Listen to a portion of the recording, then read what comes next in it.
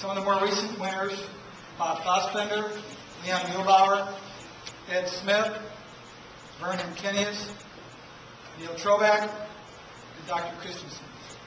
To introduce this year's Public Service Award winner, I'd like to have John Norgaard come up, please.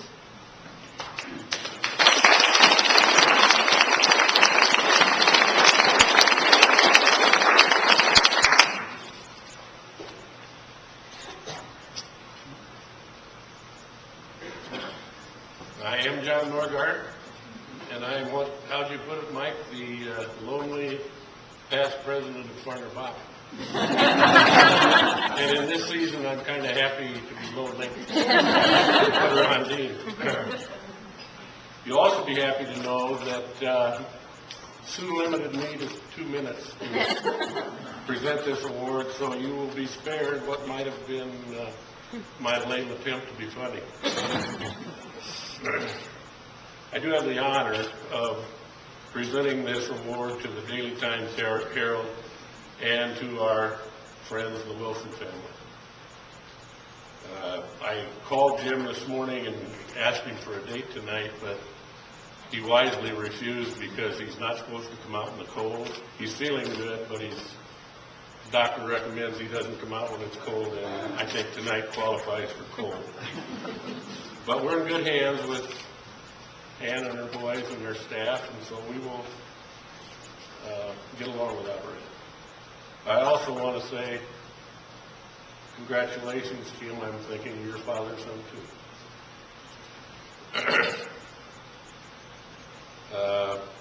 On September 8th in 1868, 1 year after Carroll was formed, the Western Herald hit the dirt streets of Carroll. It wasn't until 1929 that the headline read that Carroll Herald goes daily, and their new slogan was, the only daily newspaper in an inland empire of 8 counties. I wonder how long that lasted.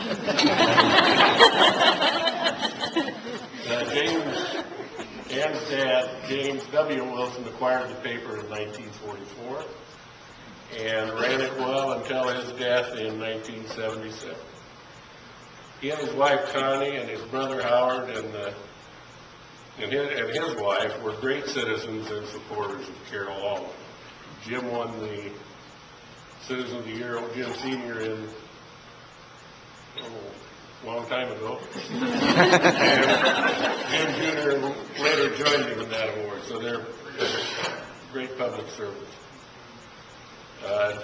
Jim came back to the paper in 1967 and was well trained and ready to become publisher when his dad died in 77.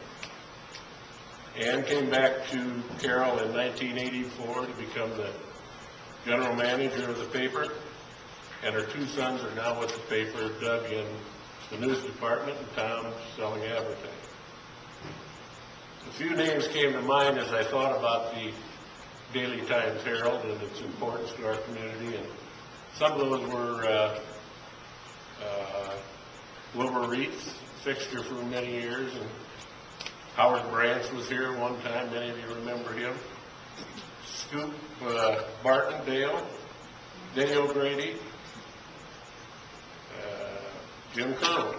Red tells me that Jim Kerwin covered Kemper and Dale Barton covered Carroll High. You always make us proud every year, your paper does, when you go to the Iowa Press Awards banquet and bring back all the prizes. It proves you have a good paper. I've watched with interest over the years as people have come in and tried to compete with the Daily Times Herald. And the Daily Times Herald has always won out, and the reason is, I'm certain because of their people, but they do put out a product that they can be proud of. It's a good product. It's at a fair price, and obviously our people want it. So let's hear it for the Times Herald and the Wilson family.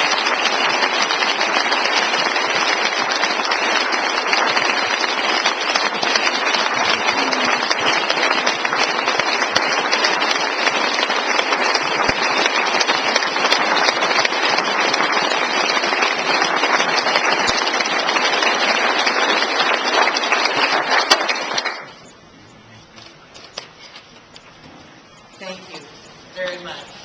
Thank you on behalf of the very capable staff and for the Wilson Friends Center. Thank you.